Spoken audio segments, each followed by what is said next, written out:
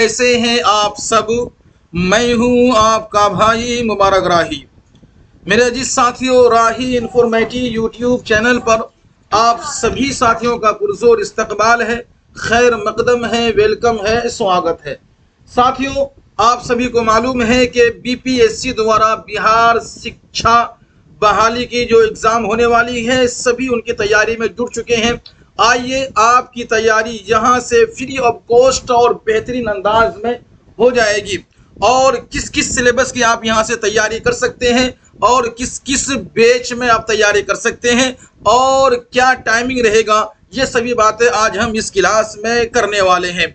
याद रखिएगा साथियों, ये आज आपकी जो है ये न्यू बैच आपके लिए हम स्टार्ट करने वाले हैं और ये साथियों डेली चलेगी।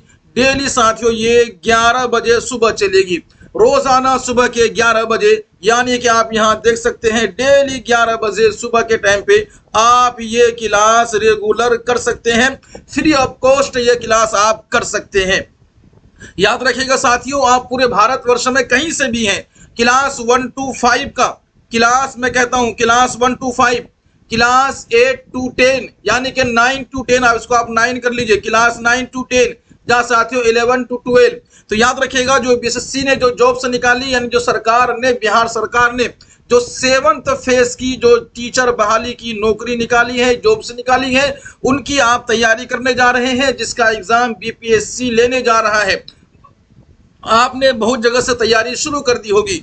आज हम तैयारी करने के बात करेंगे उसके बारे में जो आपसे 175 नंबर का पूछा जाएगा, 175 नंबर का। यानी अगर आप 1 to 5 वाले स्टूडेंट हैं, 1 to 5 वाले स्टूडेंट हैं, या साथियों आप 9 to 10 वाले या 11 to 12 वाले हैं, पहला पेपर में जो आपसे पूछेगा जिसमें 75 नंबर का साथियों आपकी लैंग्वेज होगी, उर्दू, हिंदी, इंग्लिश, और 25 नंबर का, और साथियों आपके 25 नंबर के उसके अंदर में आपसे क्या पूछा जाएगा, तो इंग्लिश पूछी जाएगी। तो ये 75 नंबर उर्दू की तैयारी आपको यहाँ पर फ्री ऑफ कॉस्ट करा दिया जाएगा।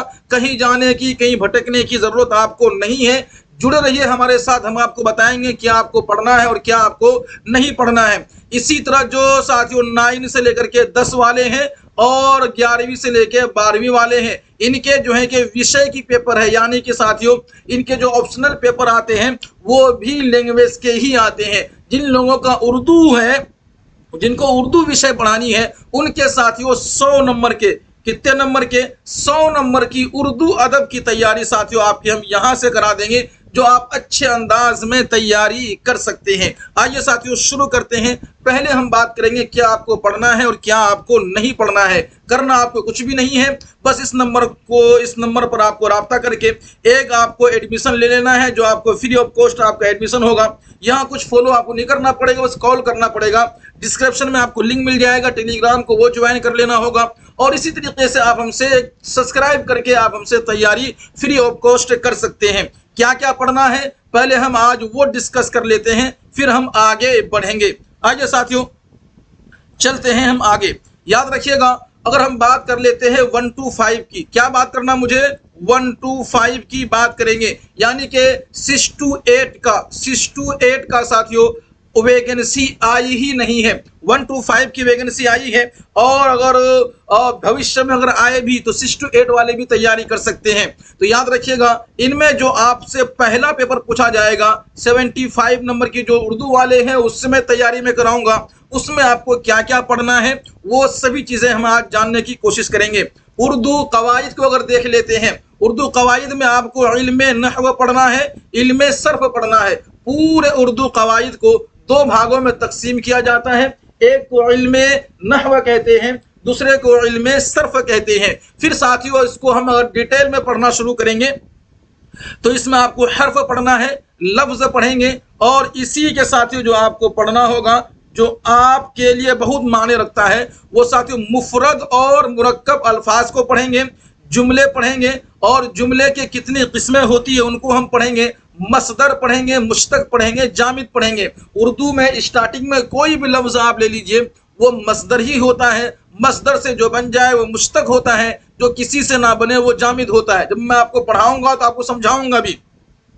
इसी तरह साथियों इसमें मारिफा, इसमें नकीरा को पूरे डिटेलिंग के साथ समझेंगे और इसी तरह वाहिद और जमा को भी समझेंगे, अजदाद को भी, तज़किरो तानीस को भी, और साथियों साबिका, लाहिका, मुहावरे और ज़रबुल इमसाल, इन तमाम चीज़ों को हम समझने की कोशिश करेंगे उर्दू कवाइद वाली बैच में। यानी कि साथियों सुबह के 11 वाली बैच के अंदर में आपको जुड़ना नहीं भूलिएगा।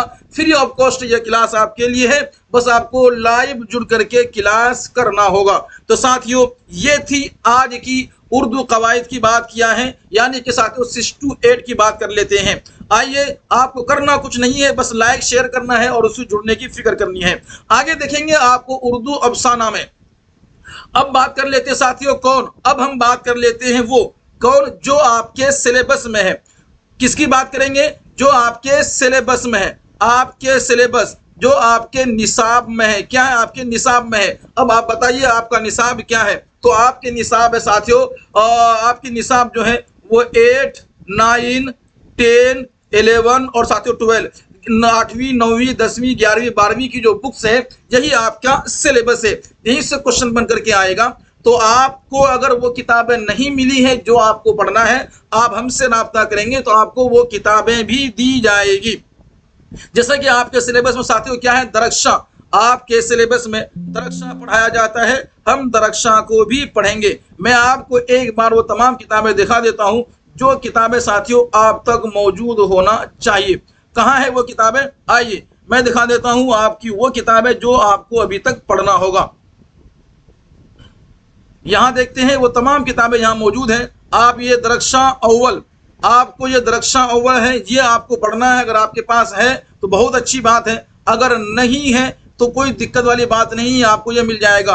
दरक्षा 2 की बात कर लेते हैं। दरक्षा 2 आपको मुकम्मल पढ़नी है और ये भी आपको मिल जाएगा। इसी तरीके साथियों फिरोजा ये आपको पढ़ना होगा, और फिरोजा अगर आपको मिल जाती है तो बड़ी अच्छी बात है, नहीं तो आपको हम ये अपना टेलीग्राम चैनल पे डाल देंगे। कहकशा आपको पढ़ना है, ये आपको बहुत ही जरूरी है। जो कहकशा आप पढ़ेंगे ये साथियों, इसके साथ साथ मैं आपको एक मॉडल पेपर भी कराऊंगा, यानी एक मॉडल सेट बनाऊंगा कैसे बीपीएससी क्वेश्चन पूछता है और कैसे आपको इसका जवाब देना होगा। इस तरीके से एक मॉडल पेपर है जो आपको मिल जाएगा। तकरीबन 200 सवाल का मॉडल पेपर है। इस तरीके ये आपके सिलेबस के अकॉर्डिंग है। तो ये जब आप सभी साथी इनको पढ़ेंगे तो बहुत ही मजा आएगा। और इन सभी चीजों को करने के लिए आपको जरूरी इस बात की है कि आप हमसे जुड़े रहें। जब जुड़ेंगे तभी आप सही से पढ़ेंगे। चलिए साथियों, तो आपको उर्दू अफसाना में क्या पढ़ना होगा? आपको जो उर्दू अफसाना में पढ़ना होगा वो होगा कृष्ण चंद्र जी को पढ़ना होगा। किसको? बोलिए ना, किसको? तो कृष्ण चंद्र जी को आपको पढ़ना होगा। और आपके सिलेबस में कृष्ण चंद्र जी भी हैं, शकीला अख्तर भी है, सोहेल अजीमाबादी है, सैयद मुहसिन है और कमर जहां है, निगार अजीम है। इन सभी को आपको पढ़ना होगा। अब इन सभी का अगर आप देखेंगे आपके सिलेबस में इसका क्या कनेक्शन है, तो इसका सिलेबस अगर आप देख लेते हैं फर्स्ट टाइम में तो याद रखिएगा जो कृष्ण चंद्र जी हैं, कौन? कृष्ण चंद्र जी, इसका एक अफसाना है आपके सिलेबस में, पूरे चांद की रात। क्या है? पूरे चांद की रात। किसकी? कृष्ण चंद्र की। अगर बात कर लेते हैं कृष्ण चंद्र जी पैदा कब हुए हैं, तो साथियों ये पैदा होते हैं पंजाब में। कहाँ पैदा होते हैं? पंजाब में पैदा होते हैं। और साथियों ये 1914 को पैदा हो जाते हैं और 1977 को ये वफात हो जाते हैं। तो पूरी डिटेलिंग आपको पढ़ाई जाएगी। बस फिलहाल अभी आपको नोट से करना है, आपको पढ़ना क्या क्या है। तो अगर आप अफसाना में देखेंगे तो कृष्ण चंद्र, शकीला अख्तर, सोहेल अजीमाबादी, सैयद मुहसिन और कमर जहां और निगार अजीम को, ये सभी को आपको पढ़ना होगा। इसी तरह हम आगे चलेंगे। अब देखते हैं कुछ अफसाना आपकी किताबों में दिए गए हैं, यानी कि दरक्षा अव्वल में और दरक्षा 2 में दिया गया है। जैसे कि देखेंगे सेकंड हैंड, ये भी एक अफसाना है जिसमें जो साथियों मलयालम जबान में थी। क्या थी ये? मलयालम जबान में है और इसका तर्जुमा किया है, और इसका तर्जुमा करने वाले साथियों जीलानी बानो। कौन है? जीलानी बानो साथियों, ये तर्जुमा करने वाली है और इसका असल लिखने वाला वीको मोहम्मद शब्बीर है। इसी तरह मुख्तलिफ अफसाने में आपको पढ़ना है वात्रक के किनारे, ये गुजराती में था, इसका तर्जुमा किया है, ये लिखने वाला है पन्नालाल पटेल और इसका तर्जुमा करने वाले हैं साथियों मजहरुल हक। कौन है? मजहरुल हक साथियों, इसका तर्जुमा करने वाले हैं।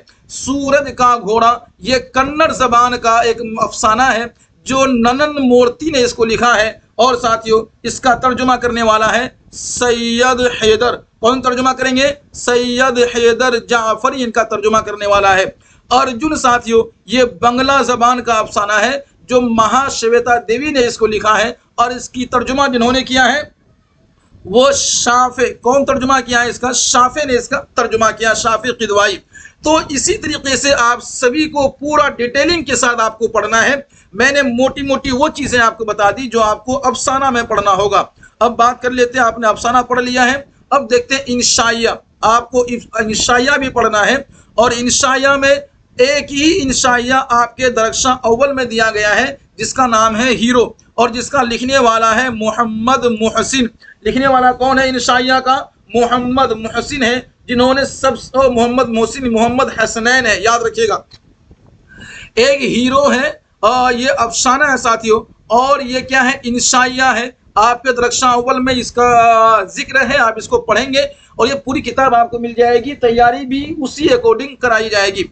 तो याद रखिएगा सैयद मुहसिन नहीं है, सैयद मोहम्मद हसनैन है, सैयद मोहम्मद हसनैन है, जो पटना मुजफ्फरपुर से उर्दू में सबसे पहले पीएचडी करने वाले हैं। तो याद रखेंगे सैयद मोहम्मद हसनैन की अगर बात करते हैं पैदाइश की, कि पटना में पैदा होते हैं, 1920 को पैदा होते हैं और साथियों 1999 में ये पाकिस्तान में, कहां पर? पाकिस्तान में इनकी वफात हो जाती है। याद रखिएगा ये इस्लामाबाद पाकिस्तान के अंदर में। आपकी इंशाइया भी क्लियर हो गई है। अब देखेंगे आपको क्या पढ़ना है, तो आपको नाविल पढ़ना है। नाविल में क्या क्या पढ़ना है? तो रतन नाथ सरसार को पढ़ना है, डिप्टी नजीर अहमद को पढ़ना है। अब अपनी सिलेबस को आप उठाकर देखिए, अपनी किताब को उठाकर देखिए, तो रतन नाथ सरसार की अगर बात कर लेते हैं, चलेंगे आगे। रतन नाथ सरसार के कौन से नावल आपके पास मौजूद हैं, ये आपको बताना है। आपके सिलेबस में दिया गया है रतन नाथ सरसार जी का।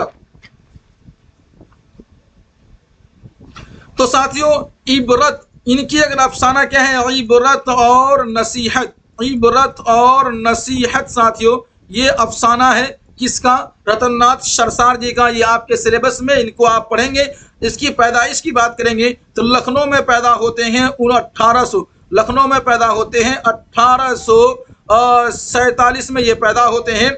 बात करते हैं वफात की तो साथियों 1903 में ये हैदराबाद में वफात हो जाते हैं पंडित रतन नाथ सरसार जी, याद रखिएगा। इसी तरह साथियों डिप्टी नजीर अहमद की भी एक नावल आपको मिल जाएगा, आपके सिलेबस में है, दरख्शा हिस्सा अव्वल में, आप उसको भी पढ़ेंगे।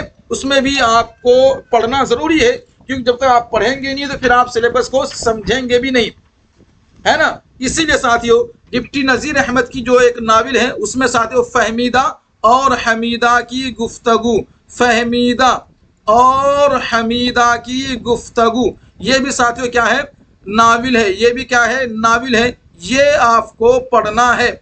और बात करेंगे डिप्टी नजीर अहमद की पैदाइश के बारे में, तो डिप्टी नजीर अहमद की जब पैदाइश होती है तो साथियों 1800 कब होती है? 1836 में पैदा होते हैं ये, और इनकी वफात होती है 1910 को इनकी वफात हो जाती है। ये सभी चीजें हम इंशाल्लाह क्लियर करते जाएंगे, बस आपको याद रखना है, जुड़ना है, और फ्री ऑफ कॉस्ट क्लास यहाँ से आपको मिल जाएगा करने वास्ते।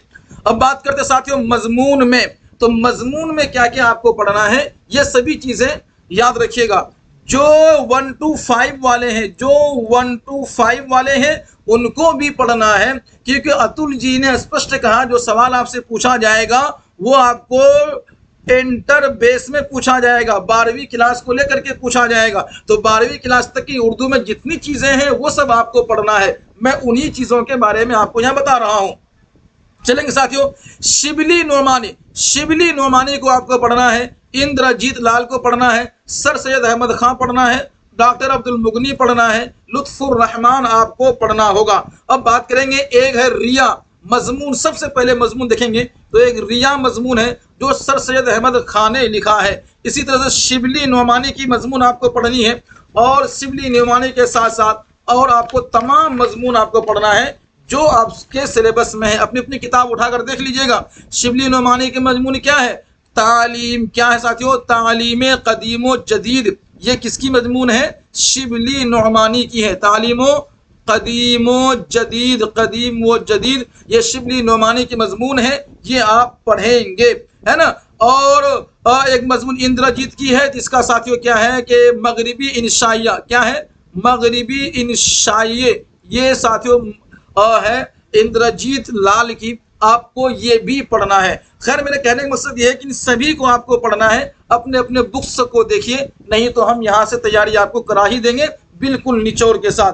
आगे बढ़ते हैं। अब एक साथियों सफरनामा आपको पढ़ना है। सफरनामा आपके एक सिलेबस में है सफरनामा, जिसका उन्वान है फिलिपाइन का सफर।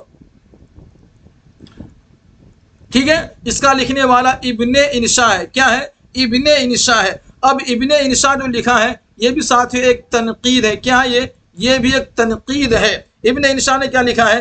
तनकीदी मगरिबी इंशा ये लिखा है। और इब्ने इंशाइया,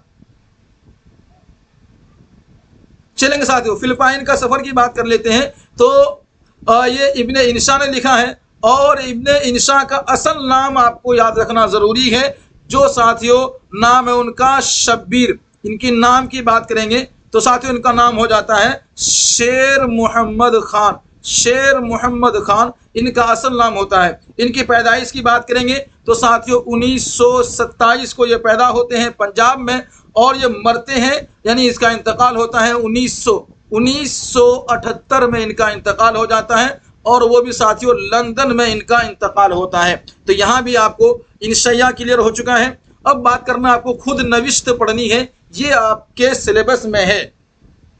अब जिन जिन लोगों का मैं नाम बता रहा हूं उन्हीं लोगों को पढ़ना है। इसको छोड़कर आपको कुछ भी नहीं पढ़ना है, क्योंकि मैं आपके पास जो निचोड़ लेकर के आया हूं वो टोटल निचोड़ है। आपके क्लास 1-2 से 12 तक के पूरा निचोड़ लेकर के आया हूं। तो आप बेगम अनीस किदवाई को पढ़ लीजिए और इस्मत चुगताई को पढ़ लीजिए।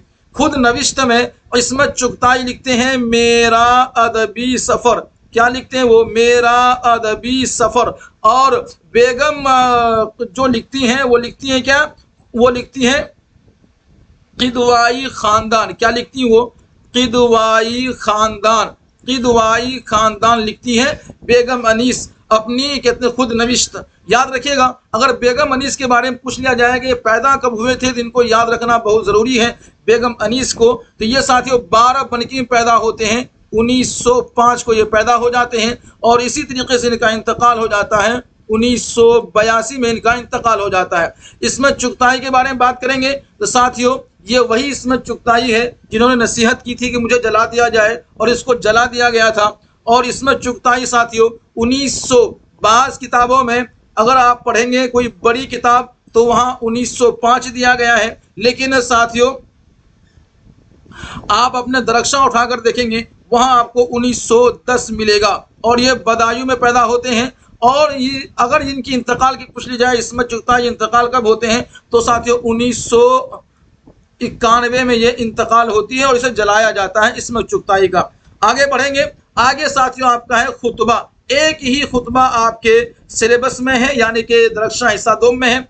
डॉक्टर जाकिर हुसैन, जिसको आपको पढ़ना है, यही एक खुतबा देने वाले डॉक्टर जाकिर हुसैन है, याद रखिएगा, है ना। और खुतबा का जो मौजू है वो साथियों कौमी तालीम। क्या है? कौमी तालीम। अपनी अपनी किताब उठाकर देख लीजिए। डॉक्टर जाकिर हुसैन जो है कौमी तालीम के नाम पे खुतबा दिया था। इनका अगर आप जीवनी पढ़ेंगे तो ये साथियों 1897 को पैदा होते हैं। और साथियों 1996 को 1969 को यानी कि साथियों 1969 को ये इंतकाल कर जाते हैं दिल्ली में, है ना। अब आगे बढ़ते हैं। यहाँ आपको एक खाका पढ़ना है। मौलाना विलायत अली का एक खाका है आपके क्या कहते हैं कि बल्कि दरख्शा हिस्सा अव्वल में ही एक खाका आपको मिल जाएगा। वो मजमून भी खाका है और सिनफ़े खाका में लिखा गया है। और साथियों ये है मौलाना विलायत अली जिन्होंने इस खाके को लिखा है। और इसमें देखेंगे तो इनकी पैदाइश के बारे में अगर बात कर लेते हैं तो 1790 में ये पैदा होते हैं और 1882 को ये इंतकाल कर जाते हैं। ये याद रखना है। आगे बढ़ते हैं। उर्दू नज़म। उर्दू अदब व नज़म की हम बात करेंगे। किसकी? उर्दू अदब में अगर नज़म की बात कर लेते हैं तो आपको ख्वाजा अल्ताफ हुसैन हाली को पढ़ना है, साहिर लुधियानवी को पढ़ना है, जुबैर रिजवी को पढ़ना है, सुब्रमण्यम भारती को पढ़ना है और साथियों चकबस्त को पढ़ना है। और भी आगे पढ़ना है, यहाँ देखिएगा जगन्नाथ को पढ़ना है, परवेज शाहिदी को, निदा फाजली को, सैयद मोहम्मद जाफर को, शौक लखनवी को। इन सभी को आप लोग पढ़ेंगे तो आपको फायदा होगा। क्या कहते हैं? पढ़ना यहाँ पर लेकिन जरूरी है। ये जितने भी मैं आपको अभी आज बता रहा हूँ ये चीजें आपको कहीं से मिल जाए आपको पढ़ना है, लेकिन अगर आप अपने सिलेबस में इनको देखते हैं तो जगन्नाथ की जो नज़म आपसे पूछी जाएगी वो नज़म यहाँ आपके दरख्शां हिस्सा अव्वल में दिया हुआ है। इसी तरीके से आप देखेंगे अल्ताफ हुसैन हाली की भी नज़म मसदस हाली आप पढ़ जाएंगे। साहिर लुधियानवी की नज़म है बरछाइयाँ और मुसद्दस हाली पढ़ेंगे। इसी तरीके से जो है कि जुबैर रिजवी की नज़म है ये है मेरा हिंदुस्तान, और दिलावर फुगार का नज़म है आज का स्टूडेंट, ये तमाम है। और सुब्रमण्यम भारती की नगमे आज़ादी, ये सब नज़म है, ये सब आप पढ़ेंगे। टोटल चीज़ें आपको पढ़ाई जाएगी। आप या तो नोट से पढ़ लें या फिर साथियों आप यहाँ पर पढ़ लें। अब बात कर लेते हैं कसीदा की। एक ही कसीदा का जिक्र है जो आपके किताब में है, यही आपको पढ़ना होगा। वो है साथियों ज़ौक़ देहलवी, जिसका असल नाम है शेख मोहम्मद। इसका असल नाम क्या है? शेख मोहम्मद इब्राहिम, शेख मोहम्मद इब्राहिम। और आगे इसका तखल्लुस है ज़ौक़। ये साथियों देहलवी कहलाते हैं, ज़ौक़ देहलवी के नाम से मशहूर है। तो ज़ौक़ देहलवी शेख मोहम्मद इब्राहिम साहब ज़ौक़, इनकी लिखी हुई एक कसीदा है। और ताले सदा मसाइदो आलम, इसके नाम से इनकी एक कसीदा है, ये आप पढ़ेंगे। आगे चलेंगे साथियों, मिर्ज़ा सलामत अली दबीर आपको पढ़ना मरसिया में, और शाद अजीमाबादी की मरसिया आपको पढ़ना है। याद रखिएगा बयाने शहादत, क्या है? बयाने शहादत। जल्दी से किताब उठाइए आप लोग। बयाने शहादत, बयाने शहादत आपको पढ़ना है। ये साथियों मिर्ज़ा सलामत अली ने लिखा है। और रुखसत शाद अजीमाबादी ने लिखा है। रुखसत इब्ने अब्बास, इब्ने अब्बास रुखसत जो है इन्होंने लिखा है। और ये दोनों क्या साथियों मरसिया है, ये मिर्ज़ा सलामत अली और साद अजीमाबादी ने लिखा है, ये आपको पढ़ना है। आगे देखेंगे मसनवी में, तो आपको मसनवी में 3 लोगों को पढ़ना है, शौक लखनवी को, दिया शंकर नसीम को, गुलाम हमदानी मुसहफ़ी को। इन तीनों को आपको पढ़ना है। और इसके पढ़ने के लिए आपको बहुत कुछ नहीं करना पड़ेगा, मैं यहाँ तैयार हूँ आपको पढ़ाने के लिए। शौक लखनवी ने जो मसनवी लिखी, उन मसनवियों का नाम आपको याद होना चाहिए, है ना? क्या क्या मसनवियाँ हैं इनकी बताइएगा। शौक लखनवी की जो मसनवी है, उस मसनवी की जो उन्वान है वो आपको पढ़ना है। दिया शंकर नसीम की जो मसनवी है आपको वो मिल जाएगा, आप वो पढ़ लीजिएगा। इसीलिए साथियों शौक लखनवी की जो मसनवी है वो है ज़हरे इश्क। क्या साथियों? वो है ज़हरे इश्क, है ना? और दिया शंकर नसीम की जो मसनवी है वो है साथियों गुलजारे नसीम। क्या है? गुलजारे नसीम। और गुलाम हमदानी की जो जो कहते हैं वो है साथियों जज़्ब-ए इश्क। वो क्या है? जज़्ब-ए इश्क। ये साथियों क्या है आप सभी के ये अपनी किताब में ढूंढ लीजिएगा, आपको मिल जाएगा। ज़हरे इश्क, गुलजारे नसीम, जज़्ब-ए इश्क, तमाम शौक लखनवी, दिया शंकर नसीम, गुलाम हमदानी की ये तमाम की तमाम बुक्स हैं। मतलब कि ये मसनवी है, इस नाम से आपको मिल जाएगा, ये आप पढ़ेंगे। आगे देखिए साथियों गज़ल, इसका एक मास्टर नोट हमने तैयार कर लिया है, ये आप मिल जाएंगे, ये आप पढ़ेंगे। चलिए अब देखते साथियों